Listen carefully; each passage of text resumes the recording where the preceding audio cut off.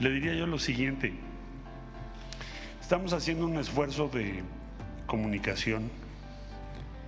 Por eso el diálogo que hoy vamos a tener va a ser muy importante.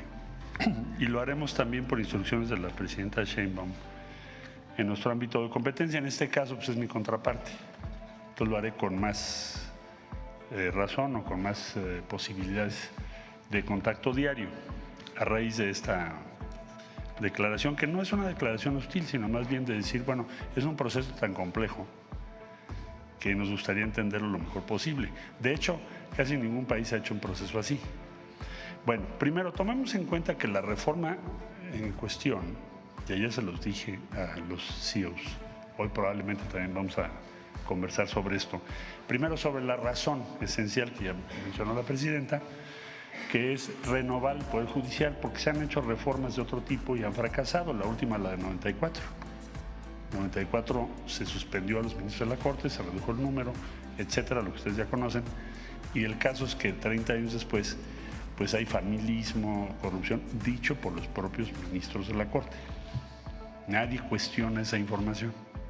Entonces, la forma que se eligió para resolver ese asunto fue consultar al pueblo y esencialmente, pues dos tradiciones norteamericanas.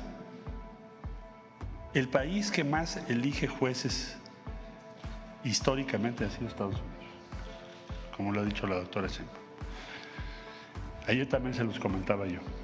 Inclusive, en Estados Unidos hay diferentes formas de elección, hay elección partidaria. El Partido Demócrata saca su lista, el Partido Republicano saca la suya. A nadie se le ocurriría, después de una centuria de eso, poner en tela de juicio el proceso de elección de los jueces. Eso no cuestiona ni la democracia ni los resultados de la idoneidad de los jueces o las jueces. Bueno, entonces vamos a hacer un esfuerzo de explicación, de compartirles por qué, cuáles son las razones. También se hizo ya un documento en inglés que hoy se los voy a entregar a los CEOs y a los representantes del gobierno de Estados Unidos que están aquí. Pero en esencia es un cambio muy importante, muy relevante y va a salir bien.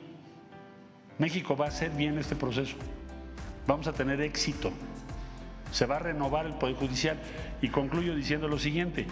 Yo les decía ayer en la cena, bueno, si no se estuviese haciendo esta reforma, ustedes me preguntarían, oigan, ¿por qué no reforman el Poder Judicial si tienen mayoría calificada? ¿Por qué no han hecho una reforma si más de la mitad de los jueces son parientes de los otros? ¿Por qué no han hecho una reforma si se libera un día sí y otro también a multitud de delincuentes, como también lo comentó la presidenta ahorita? ¿Por qué no lo han hecho? Entonces les dije, bueno, tendrían razón. Entonces, no hay por qué suponer que esto va a poner en tela de juicio algún interés legítimo o propiedades o inversiones, porque no es el objetivo. El objetivo es renovar el Poder Judicial y decía yo dos tradiciones norteamericanas, una la elección y la otra el Tribunal de Disciplina.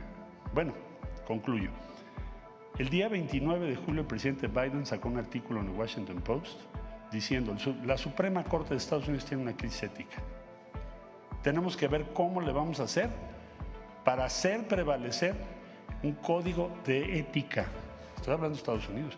Yo nunca había visto un pronunciamiento tan fuerte, ¿no? Esto está firmado por el presidente Joe Biden. 29 de julio de Washington Post. Se los recomiendo. Ayer inclusive se los compartí a los CEOs. La forma mexicana, la vía mexicana para resolver esa crisis de ética que también tenemos aquí en nuestro Poder Judicial es la que ya se aprobó por el pueblo de México. Y en Estados Unidos, pues ustedes resolverán cuál será. Pero no se deberían de extrañar de que elijamos jueces cuando ustedes llevan más de 100 años. Sería tanto como decir que allá es bueno y aquí es malo. Me dijeron, bueno, pues sí tienes razón. Digo, ustedes que están aquí en la cena, ¿cuántas veces han votado por los jueces? Todos. ¿Y por qué allá es bueno y aquí es malo? ¿O por qué en Estados Unidos está bien que haya un tribunal disciplinario que te diga, oiga, señor juez, dice el presidente Biden en su artículo, que hay un problema ético que incluso menciona a algunos de los ministros por sus comportamientos y su conflicto de interés? Entonces no se debían ustedes de extrañar tanto. Más bien lo que se necesita es que ustedes vean con claridad de qué se trata. Entonces, haremos eso mismo con las diferentes autoridades y vamos a salir adelante. Ya tuvimos una gran recepción a estos argumentos, a estas explicaciones. Ya nos pidió la doctora Sheinbaum que nos apliquemos a darles material en inglés y a explicarles, compartirles cuáles son las razones y cómo se va a hacer esto. Eso sería lo principal, señora presidenta.